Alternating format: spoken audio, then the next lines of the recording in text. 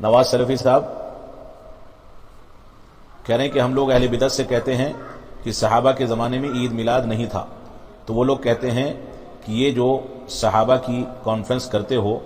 اجلاس کرتے ہو، یہ صحابہ نے نہیں کیا، یہ بھی بدعت ہوا۔ دیکھیے بدعت کی تعریف آپ سمجھ لیں۔ بدعت کہتے ہیں کسی چیز کو دین کے نام پر ثواب کی نیت سے انجام دینا، دین کے نام پر ثواب کی نیت سے انجام دینا۔ عید میلاد النبی دین کے نام پر اور ثواب کی نیت سے انجام دیا جاتا ہے، اور اس کی جو تقریبات ہوتی ہیں، جو اس کا حفل ہوتا ہے، اس میں دنیا بھر کے شرکیات اور بدعات ہوتے ہیں، انجام دیے جاتے ہیں۔ قبر پرستی کو رواج ملتا ہے، فضول خرچی کی جاتی ہے، اللہ کے نبی صلی اللہ علیہ وسلم کی توہین تک ہوتی ہے۔ آپ کی جو چیزیں تیار کی جاتی ہیں اس موقع سے پیش کرنے کے لیے، اس کو لے جا کر کے گندے پانی میں، کوڑے میں پھینک دیا جاتا ہے۔ یہ ساری کی ساری چیزیں ہیں۔ تو بنیاد یہ ہے کہ عید میلاد النبی کو عبادت سمجھ کر کے، دین کا حصہ سمجھ کر کے، ثواب کی نیت سے انجام دیا جاتا ہے، اور کوئی بھی ایسا کام جو ثواب کی نیت سے دین کا حصہ سمجھ کر کے انجام دیا جائے اور دین میں اس کا ثبوت نہیں ہے تو وہ بدعت ہوگا۔ اب جہاں تک کانفرنس اور جلسے ہیں جو کیے جاتے ہیں، ان جلسوں کو اور کانفرنسوں کو دین سمجھ کر کے نہیں کیا جاتا، بلکہ دین کی نشر و اشاعت کے لیے انجام دیا جاتا ہے۔ ان جلسوں کو کرنے کا انسان یہ نہیں سمجھ کر کے اس کو کرتا ہے کہ اس کو کرنے سے ثواب ملے گا، بلکہ اس کے اندر جو چیزیں دعوت و تبلیغ کی پیش کی جاتی ہیں، جو قرآن و سنت اور صحابہ اکرام کا منہج دنیا کے سامنے عام کیا جاتا ہے، اس کے ذریعے سے انسان کو ثواب ملتا ہے۔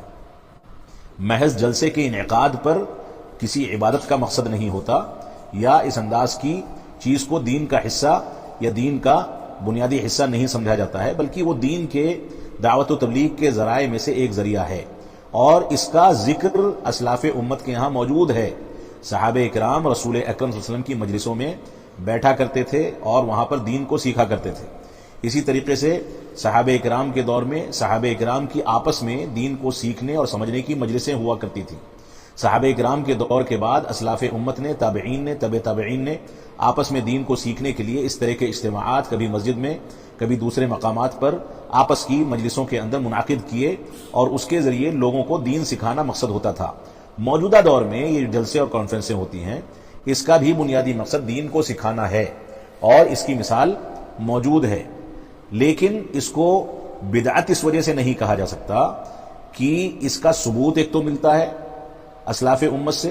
دوسری بات یہ ہے کہ اس کو عبادت سمجھ کر کے انجام نہیں دیا جاتا، تیسری بات یہ ہے کہ اس کو منعقد کرنے کا مقصد دعوت و تبلیغ ہوتا ہے، قرآن و سنت کی نشر و اشاعت ہوتا ہے، جبکہ میلاد النبی میں مقاصد یہ نہیں ہوتے۔ میلاد النبی میں نہ دعوت و تبلیغ مقصد ہوتا ہے، اور نہ ہی اس طرح کے مقاصد یا دین کی نشر و اشاعت کے لیے اس کو انجام دیا جاتا ہے، بلکہ اس کو عبادت اور ثواب کا کام سمجھ کر کے، عبادت کا حصہ بنا کر کے، دین کا حصہ بنا کر کے انجام دیا جاتا ہے۔ تو دونوں میں بنیادی فرق ہے۔